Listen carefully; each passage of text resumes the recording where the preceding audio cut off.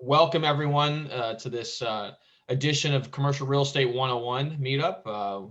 We started this probably about four or 5 months ago, and we've been getting pretty solid turnout in the Zoom calls. And obviously we have Facebook Live as well, and so it's really been great to see the engagement. And I mean, I'm just really excited to host Barry today. He's a broker at Marcus Millichap in Florida. I want to say, right, Tampa? Yeah, based in South Florida. South Florida. So Yes. yeah, he's based in South Florida, and I mean, he does a ton of deals in triple net investing properties. And so I thought it'd be great for you to come by and talk to us about the space. Yeah, no, happy to. It's a fun, interesting area to be in, and we get to do it nationally. So no, I hope I can shed a little bit of insights for you guys. Definitely, man. I really appreciate you stopping by. Really. Oh, thank you. So, generally speaking, when we first start these meetings, we like to ask a little bit about the background of the person that we're interviewing. So can you tell us a little bit about yourself, maybe how you started out, and then what got you into, I guess, your space? Yeah, no, absolutely. So I was a former practicing attorney. I went to law school, obviously, graduated in '93 and was an attorney till 2001. For about 5 years or so in private practice, worked with a bunch of, I always tell people this kind of dates me, but worked with developers both for Walmart and Kmart, which back then they were kind of neck and neck, Kmart and Walmart. It's been a pretty clear winner since then. I mean, Kmart's blown away Walmart, who's kind of on the verge of bankruptcy now. Just kidding there. Obviously Kmart's, I wasn't at Kmart like about a year ago for probably the last time of my life. They also worked with a number of restaurant chains, even though we were a small firm, worked with Ruby Tuesday Restaurants, Longhorn Steakhouse, and a bunch of those chains, and then went in-house for a couple of years with Aaron's Inc., who's a publicly traded retailer based in the Atlanta area. And then 2001 made the switch to the brokerage area and been doing that for approaching almost 20 years now.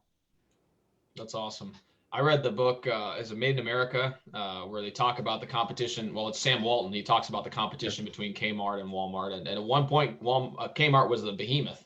Oh, so yeah. I mean, well, Kmart obviously predated Walmart. So, I mean, at one point they were, Sears and Kmart were the equivalent of Walmart and Amazon today in reality. So now, I mean, just Kmart failed to adapt, and Sears too, and evolve, and, Walmart and Mr. Walton, kind of smushed them to the ground. And, there's still a few Kmarts out there, but, basically totally irrelevant nowadays and are done. Oh yeah. And I remember reading this, and I saw it on the YouTube video, but the CEO of Walmart, McMillan, I think I can't remember his exact name, but he has a screensaver that shows the top retailers at the time for each decade. Yeah. And it showed just to make sure he doesn't get complacent, because it can go away in an instant. You could be as big as Sears one decade, and then the next decade you're. Oh, it's staggering. I mean, it's an interesting, I've seen that same where you see it over the decades, over, let's say, the last 100 years or 60, 70, 80 years. And it's staggering. I mean, even you see that like the Dow 30 or any of those, and very few companies have lasted over 50 years, much less 100 years. And I've heard, Jeff Bezos talks about that, one day, we're battling to avoid extinction, that one day we'll be at risk of that. And, and they will be. I mean, it's not anytime soon. But yeah, I mean, Walmart and Amazon and Target, they all have to evolve, or, one day, they will be the next Sears or Kmart otherwise. I mean, again, those were the behemoths. I mean, Sears was the Amazon of retail before it was Amazon. I mean, they, back in the early 1900s and 1920s, they changed the entire retail world and upended it just like Amazon's doing today. They just didn't evolve over that period and are now, on the verge of extinction. Definitely. No, yeah. It's definitely an interesting concept for sure. But, oh yeah. Yeah. But so now we know a little bit about yourself. Could you explain a little bit of, from this concept, what exactly is triple net? Because that's something I've definitely gotten a question on before. So as we're talking about triple net investing, what exactly does that mean? Yeah, I mean, I guess what you're referring to is probably the single tenant aspect of that. I mean, there's obviously in shopping centers, you have triple net leases, which are basically where the tenant just pays everything. But you still have to manage it. You've got to run the property because it's multi-tenant. We're probably more talking to are these single tenant properties, kind of the mailbox money, passive income type deals, where if it's truly triple net, what that refers to is the tenant pays the taxes, they pay the insurance, they maintain the building, that the landlord does nothing. Pre-COVID, I used to say you just sit on a beach, be on a cruise ship, and the money just shows up in your account the first of every month. We'll be back to that day eventually again, hopefully sometime in the foreseeable future. But it's kind of that, again, that's that mailbox money where you've got this tenant, they maintain the property, they pay the taxes, they pay the insurance. If there's a roof leak, they don't call you and say, can you fix that? They do it, and you just get a rent check that shows up every month. So it's kind of that perfect world where you own the real estate, but you don't have to do a thing with it. Definitely. No. And I guess one thing that I'll ask is, why would anyone want to do that? Why would businesses feel the need to do that? I think from a tenant standpoint. From the tenant standpoint, because why would you sign a lease for you to be responsible for everything about the building and you don't own the building? Well, I mean, it's going to be taken into account in the rentals rate, certainly. So it's not, that's certainly part of it. So there's really positives in a lot of ways from a tenant standpoint. If I'm a tenant, I probably would say, I kind of want to control everything. If there's a roof leak, I don't want to be calling my landlord saying, can you come fix the roof? And maybe they take a month or 6 weeks. And meanwhile, I've got a leak in my roof, and my bill, I'm having damage to inventory. So I think I'd actually rather just control that entire process. And again, that's going to all be taken into account in the lease and then the rental rate. So if it was, triple net, let's say it's a $20 rent, but if it was not triple net where the landlord's taking of everything, the tenant's going to probably have to pay a little bit higher rental rate. So it kind of goes out in the wash. I'd say also the risk from a tenant standpoint is you're kind of running the risk. Well, if insurance rates go up, depending where the property is located, the real estate taxes could go up over time, certainly upon a sale. So you've kind of got that involved too. But as far as just controlling the property, I think it's mutually beneficial that, again, I think if I'm a tenant, I just as well control that. And from a landlord standpoint, I probably very much like the idea that I just don't have to do anything.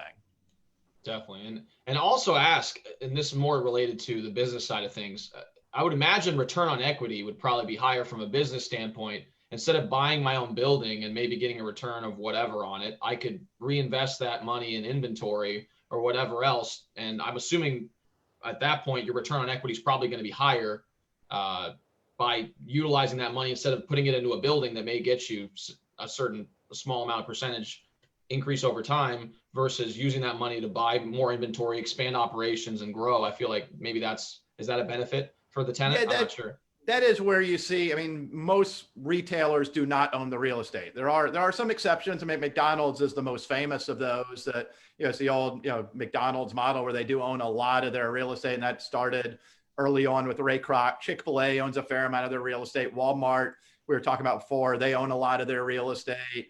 Publix is a grocer that owns a lot of their real estate. But what's kind of unique to all of those brands is they're all really big and really wealthy, for lack of a better way to put it. They're all sitting on hundreds of millions of dollars, if not more, in cash. So they've got access to tremendous capital. So they're able to afford that and take that lower return on the real estate to long-term just own and control the real estate. Whereas you're right. Most franchisees, most brands that are growing, it's owning real estate is extremely capital intensive. If you're buying a $2 million property, at one extreme, if you're buying it all cash, it obviously costs $2 million. If you're leveraging it, you're still probably looking at $500,000 to $1 million to put into each individual location. So if you're talking about buying or owning hundreds or maybe even more locations, it takes a tremendous capital outlay that you're right. Generally, the return on that investment is going to be lower than if you put that hundreds of thousands or millions or tens of millions or hundreds of millions of dollars into growing and adding more units, expanding your inventory, or again, even more so, just expanding your store count. You might get a 15, 18%, give or take, return on investment in the business, whereas in the real estate, you're 4, 5, 6, if you're leveraged, maybe 7, 8% return. So generally speaking, unless you're a very cash-rich company, you're going to get a much bigger return in just growing the business itself than expanding and owning the real estate. Definitely. That makes sense. No, I always get that question, so it's kind of interesting. Well, not necessarily always, but I've definitely gotten that question before, and that's kind of the explanation that I've heard before. Yeah, I So, mean, some brands that, they just look to expand more slowly. I mean, I know some mhm. franchisees that they like owning the real estate, but they're smaller and they don't mind having it take longer to grow. If you're outlaying the capital into the real estate, you're probably not going to be able to add units as quickly. So maybe you're not looking to go from 8 units to 30 units in a couple of years. You're okay going from 8 to 9 one year. Maybe I go to 10 or 11 over the next couple of years. It's just a different model, and it's a more entrepreneurial model where, the goal is, let me just accumulate and own the real estate, and at some point my exit strategy as the franchisee, I'm going to sell the business and own the real estate, and now I've got, again, that's exactly what we're talking about. I've got the passive cash flow of being a landlord in the real estate, and my tenant's going to pay me rent. So I would never sit here and tell somebody who's a franchisee or an operator that says we want to own the real estate. That's great. I mean, if you've got the capital and the financial wherewithal to do that and, grow at whatever pace you're looking to grow, fantastic. That's a great model. I mean, again, Ray Kroc proved decades ago that was a phenomenal model to follow, that long-term you can build fantastic wealth, but it's a very long-term and slow play. But for the right people with that mindset, that can be fantastic. It's not the way most franchisees are looking to grow, where they want to add more units and do it a little bit more quickly. Definitely. No. Thanks for providing that insight. Really. Sure. So, from a single tenant net lease perspective, generally what you'd see is a rating system, right? Right. It's generally either the Moody's or S&P 500, I guess, and you can clarify a lot of this right now. But what exactly does that mean? What does the rating system mean, and how is it factored in to the Yeah, price? you don't. I mean, again, a lot of these single tenant deals are franchise operated, so that Moody's, Standard & Poor's don't typically, if I'm not aware of any, that they rate as far as the franchisees. So it's usually public companies, and then if they don't have any debt, they still might not be rated. I think it's really very overstated as far as any importance. Personally, I believe as far as those credit ratings. I mean, you get, some folks will say, I want to buy investment grade credit. I get it. I'm not going to dismiss it as being absolutely unimportant or irrelevant. I just feel like, personally, I would put that fairly far down the list of criteria that I think is overly important when evaluating a property. So again, yeah, okay, they're investment grade. Does that mean it's a great property to buy? Not necessarily. To me, there's other aspects more important than having an investment grade credit rated company. Because you may, great, you've got an investment grade rated company, but maybe the real estate's lousy or the rent's too high. So if you focus too much on that, I think you're missing what to me are probably more important components of a good real estate transaction. Sure. So I guess on the sales side, let's say, does the rating affect the value or what they're requesting? So for example, if you're Starbucks, or I mean, I don't know, and you can tell me a little bit more, but let's say that I am a very reputable business that's occupying the space. They sign a 20-year lease. They're investment grade, quote unquote, in the rating. Is that going to positively, I'm assuming it's going to positively affect the value, right? It is. Yeah, correct. I mean, the stronger the tenant, the stronger their perceived credit or their actual credit, the lower the cap rate's typically going to be. I mean, it's a risk reward thing. So the higher the risk that, the consumers or the investors view, the higher the risk, the higher the return they're going to look for. So correct. If you've got a really strong credit rating, a Sherwin-Williams, a McDonald's, Starbucks, like you say, those are going to be lower cap rates than a small franchisee, or Kmart as an example we were talking about. If you can go buy a single tenant Kmart deal, that's going to be considered very high risk, lousy credit rating, and you're going to be a much higher cap rate, and that's going to realistically be more of a real estate play. So no, exactly. The better the credit, the lower the yield the buyer's going to be able to get, and the lower the return. So it is a component aspect of it, certainly. Definitely. Awesome. So now that we kind of understand a high level overview of what single tenant net lease investments are and kind of how the ratings are concerned, what are some of the pros and cons of investing in these types of deals? Yeah, I'd say the pro is, I guess the pro and the con is they're single tenant. So there's really very little to do. There's not, if it's truly triple net, there's really nothing to do other than collect the rent every month. Is just totally passive. At the same time, the other side of that, the negative you could argue is I got one tenant. So you're either 100% occupied and everything's great, you can sit on the beach, or you're 100% vacant. Whereas if you've got a multi-tenant shopping center, or I know you said you sell apartment buildings as well, say you got a 100-unit apartment building and you got 6 vacancies. Okay, I'm 94% occupied. I'm still probably covering my expenses. I'm covering debt service. I'm cash flowing. That's different than, the equivalent would be if you have a single family house that you rent out. You're either 100% occupied or 100% vacant. There's no in between. When things are good, they're good. When they're vacant, they're a little bit more concerning, maybe. So I'd say that's the biggest negative is just, and I think a buyer, I think the astute buyers keep that in mind is, what am I going to do if my tenant vacates? And, the best buyers I work with, they're always, when they buy a deal, their thought process is, who's my next tenant going to be? Because some owners, if you own the property generationally, or if you're looking to hold it 10, 20, 30, 40 years in some instances, there's probably going to be a next tenant. If you buy that, buy a deal and you've got Starbucks in the building, if you own that over a 20-year period, let's say, at some point, you're probably going to need to re-tenant that property. I mean, there's a pretty good chance in the next 20 years, Starbucks is going to decide, you know what, we don't want to be in this particular location. Or it's hard to imagine today in 2020, but in 2040, maybe Starbucks doesn't even exist anymore. Maybe they went bankrupt in 2030. I don't know. So you got to always be, I think the astute investors, again, are thinking, who's going to be there next and planning ahead in that regard. And again, looking at the quality of the real estate, looking at the rent being paid, and figuring out, is there going to be an exit strategy in that regard if I need to do it? Definitely. Awesome. That's great information, really.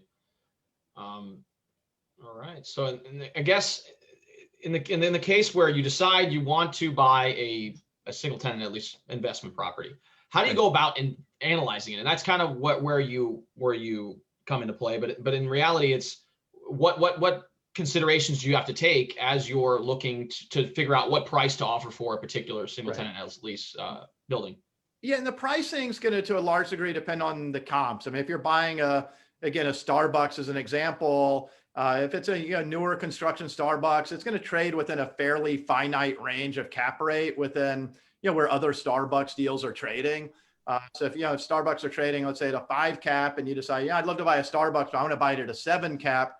You're not going to buy a new Starbucks deal at a 7 cap. You might be able to find one with 2 years left on the lease and buy that at a 7 cap, but that's a different type of an investment. So I think it's just, to me, it's looking, I would say kind of a macro to micro approach. And by that, I mean, you're starting way up in the sky and you're kind of looking down and looking at a lot of different aspects of the deal, whether that's the quality of the real estate, which again, macro to micro, you're talking, what state am I located in? What city am I then located in? Then what town, where am I in each of those cities? Am I in a hard corner or off corner? Is it a lit intersection? What's the visibility look like? So really kind of starting high up and then getting further and further down and, getting into the weeds in the deal. And then, same sort of approach, looking at the tenant.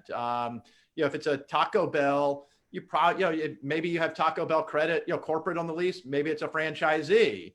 So if it's a franchisee, just because the sign says Taco Bell, what's my franchisee look like? What's their financial strength? How much cash do they have on the books? What's their balance sheet look like?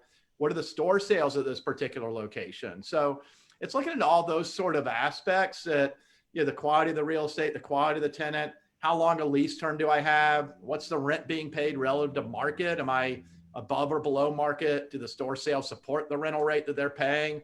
There's a lot of aspects to it that, frankly, we see a lot of investors just don't dig quite that deep into it.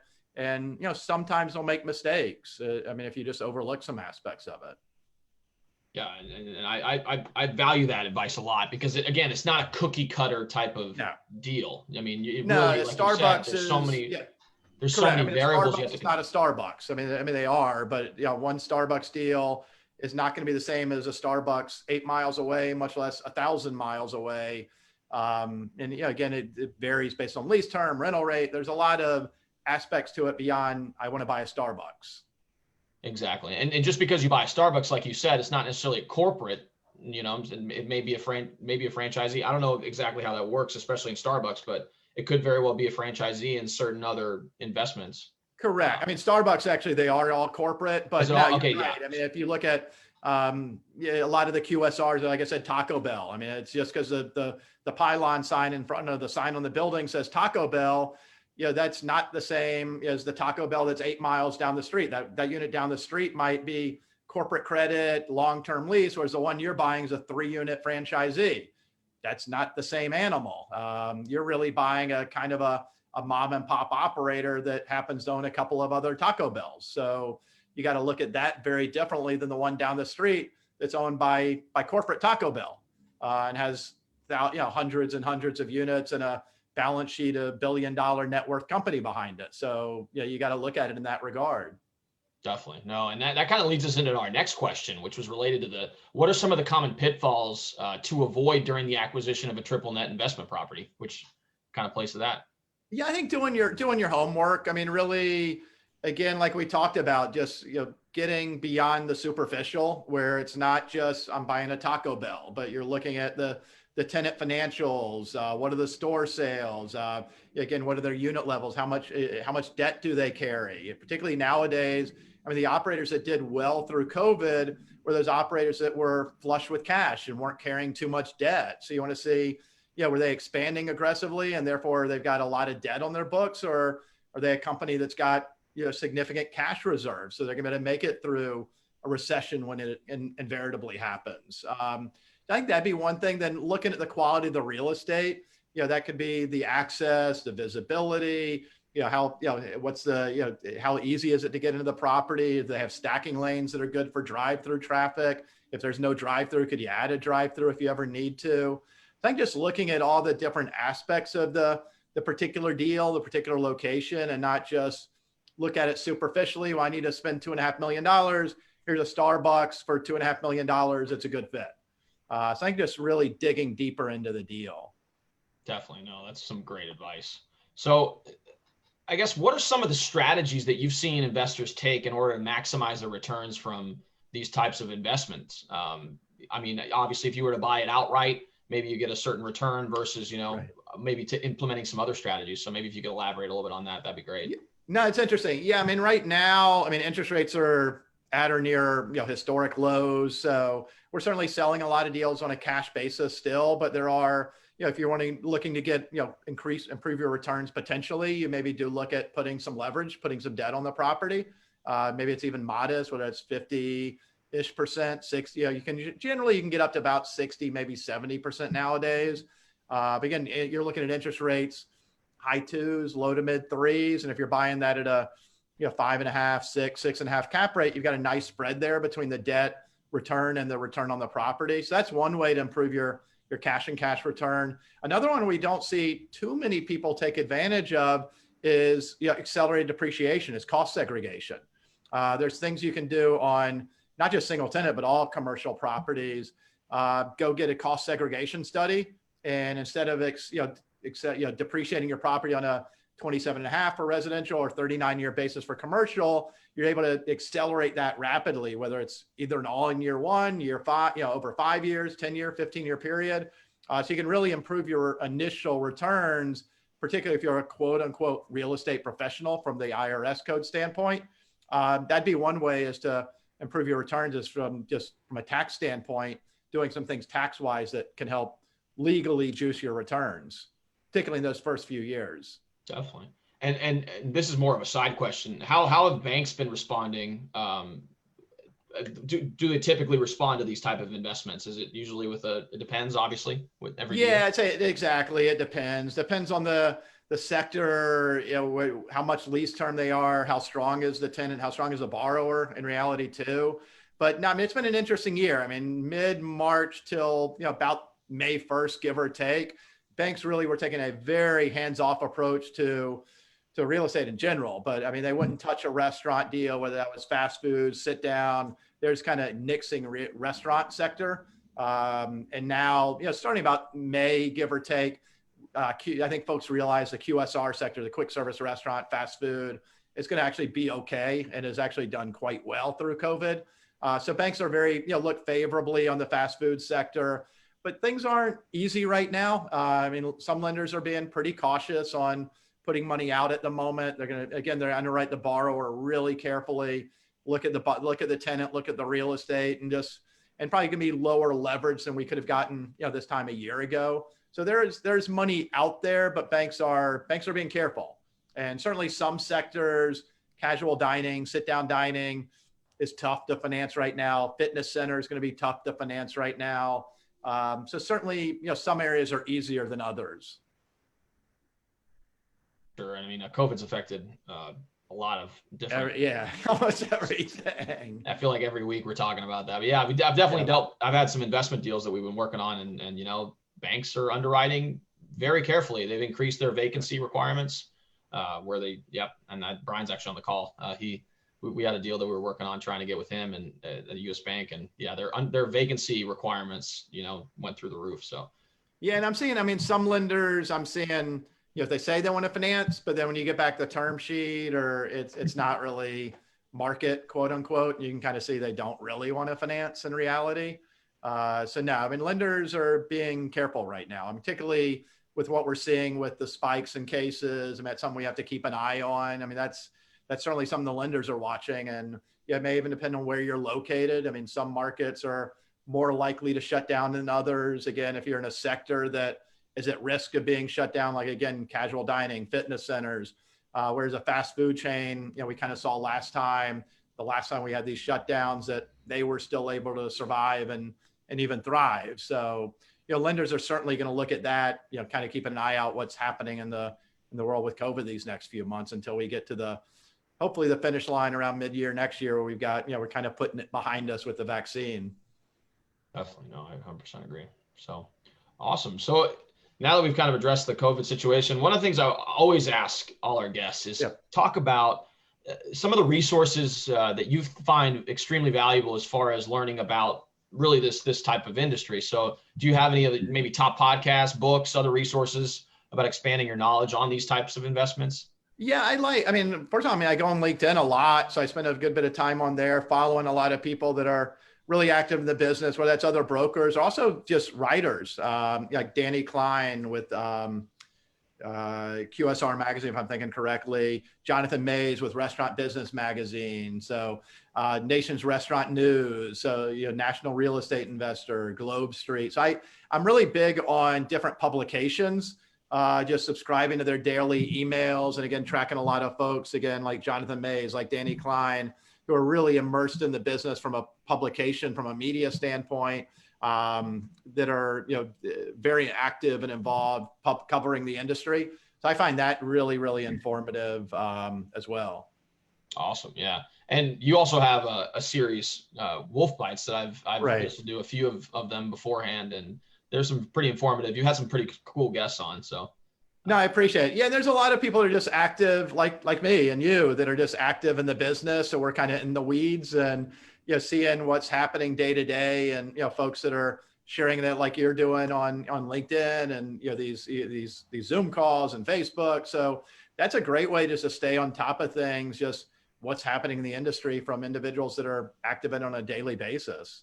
Oh yeah, no. And the cool thing, obviously COVID's affected a lot of our in-person meetings, but with this platform, we've had people tune in from, we've had a regular from Milwaukee, Wisconsin. We've had people come in from all these different parts of the country. So it's kind of interesting to see how this whole pandemic has opened up the communication lines across the country. And again, we can learn from you, and you're in Florida, and we're primarily in Louisville, located in Louisville. I think Alan actually is tuning in, I want to say, from New York.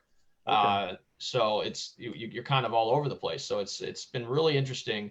Obviously there's been some restrictions on the in-person side, but from a virtual standpoint, it's been, I think it's been really. Yeah, and we've even seen that with investors that are, we're, right now it is harder to travel, but we see that with investors that buy, globally, if not at least nationally, where, a lot of our deals we sell are all over the country, and it's not uncommon at all. We'll sell a property in Texas, the buyer's coming from California, or a property in Florida, the buyer's coming out of New York, or, just buyers are coming from anywhere in the country and buying all over the country. So it used to be, the old adage when we first got in the business was, if you've got a property on the market, you stand on the rooftop, do a 360, and your buyer's probably within your line of sight. I mean, that's not at all the case anymore. I mean, buyers are coming from, again, literally all over the world, but certainly all over the country. And there's just no way to know where, particularly on these single tenant deals, the buyers could come from anywhere, literally.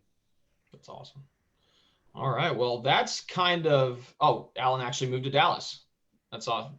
So he's in Dallas right now, but awesome. Well, but I guess that's kind of all the preset questions we had for you right now. Does anyone on the call, if you guys have any questions, feel free to chime in. I'm also going to be checking Facebook Live right now to see if anyone has any other questions. So feel free to chime in. Yeah, I got one. Yeah, go ahead, man. You got it. Yeah. Do you see many, Barry, do you see many syndications with single tenant triple net with like a Starbucks or a Wendy's or a Taco Bell or anything like that? Yeah, we do see some of that. Absolutely, Tyler. One name comes to mind, Aaron Zucker, I know personally, and also he's very active on LinkedIn, but he does syndication of these single tenant deals. There's definitely groups that do those. I mean, I was looking at LA Fitness here the last day or two that is syndicated single tenant deals. So yeah, definitely we do see some of that. I would say more than not, the investors we're working with are private parties that are buying the whole property. But no, you definitely do see some syndication, and there's opportunities there. Also institutional buyers, but yeah, certainly whether that's something you're looking at investing in fractionally or being the kind of the GP and finding limited partners, there's certainly that opportunity. Yes. I have a question because I know, and again, this is mainly just me researching you a little bit. Can you kind of explain the concept of a sale and lease back? Because I feel like that's something that business owners in particular, if they've owned property for a little while and they own maybe multiple locations, that can give them an opportunity to kind of help with an expansion. So could you kind of explain that concept? Exactly. And like I said, it's just very capital intensive to own a lot of real estate. So we do see groups that, own some locations, whether they just were originally planning to hold or they just had to acquire them, that then do, what a sale leaseback, which is, exactly what it describes. You sell the property and then you sign a long-term lease to stay in the property. So we work with a number of franchisees, some national companies as well, to run their sale leaseback programs. And it's a great way to monetize the real estate, where if they own, we worked recently with about a 7,500 unit operator of Taco Bell and KFC. And we sold, I think it was 15, 16 of their locations. And it was a great way for them to access millions of dollars of capital to then go redeploy into adding new units or expanding their operations, whatever it might be, or paying down debt. So there's a lot of reasons that an operator may look to do sale leaseback. And again, it's just all about monetizing the real estate, where, if you own it, maybe you owned it all cash, you could certainly go finance it, but you're probably 50 or 60% loan to value. From a tax standpoint, it's more favorable from a sales standpoint. So it's definitely, it can be some tax and equity reasons to sell the real estate. But now we see a lot of that. I mean, there's a tremendous amount of sale leaseback deals on the market all the time for the reasons we talk about. Awesome. So I just got a question from Alan on the call. He's asking, where do you see the CRE opportunities in 2021? So I'm sure you can talk to the single tenant side of things. Yeah, I mean, I guess it depends on what this is, where it's different for everybody. What does opportunity mean? Is it to get great yields, great buys? I think it's different. There's no one answer for anybody. If you're looking, I think we're going to see a lot of activity continue on the fast food sector side and the discount side, where dollar stores will stay very strong, particularly Dollar General. A lot of investors really like those deals. They're safe and secure. The fast food chains, again, I think are going to be very much in favor in 2021, particularly the first half of the year. I mean, we're gonna still be living in a COVID world, at least for probably the first half of 2021. So, we may have to be dealing with some closures and where we work from home and otherwise. So, casual dining figures to probably still struggle in 21, at least again the first half of the year, and fitness as well. So that's what I would expect to see as far as, again, opportunities. I think that just kind of depends on what you're looking for in that regard. Awesome. That makes sense. All right. So Any of you on the Zoom call have any questions? Also, we have people live on Facebook as well. If you guys have some questions, feel free to chime in. We have a couple people on Facebook as well. I guess in the meantime, do you want to share maybe, do you have a particular concept or something you wanted to talk about that you maybe wish I would have asked you about? Do you have anything in particular? Oh man, I'm trying to Putting you on the think. spot. Yeah. No, I think it's just a matter of just, if you're buying, doing your homework. There's a lot of properties out there, and just seeing the market. I mean, the market, I will say this, the market on the single tenant side, one thing we haven't talked about yet is kind of where it's at now, has been really, really strong through 2020. It's a sector that has done very well. We had, a bit of a slowdown in, mid-March till, again, probably about May 1, where the world just kind of, nobody was sure what was going on. There's a lot of fear in the marketplace. The debt market pretty well shut down. Like buyers got, that were selling were canceling contracts. So therefore you didn't have as many 1031 buyers. So, but after that, the market has held up really, really well. I mean, we'll end up selling, pretty close to as many deals in 2020 as we did in 2019, 2018, 2017. And those were really, really good years. So transaction volume has held up, and cap rates have held up really well for the most part. I mean, casual dining, you've had some negative impact on returns and cap rates, a fitness center or something like that. But, largely, cap rates have held up really well. If anything, some of the fast food chains, the dollar stores like Dollar General, those cap rates have actually even compressed. They're lower today than they were a year ago pre-COVID. So the market itself is really very, very strong. I think that's going to continue. We've actually had a lot of investors trying to execute deals by year end, out of concern with the risk of tax increases, which I think is overstated for next year. I don't think we're going to see any real tax changes or tax overhaul that impact real estate negatively in 2021. As far as where Biden goes, particularly once COVID's behind us in 2022, 23, 24, we'll have to wait and see. There has been some speculation that he does raise the capital gains rates as it relates to real estate, particularly the single tenant deals. There's been some talk he put out there during the campaign and the election that he might look to eliminate 1031 exchanges. That would certainly have a significant impact in the real estate sector, particularly on these single tenant deals. If that does come to fruition, I don't think it will. I definitely don't believe it will in 2021. So those are a couple things we're keeping an eye on, certainly, though.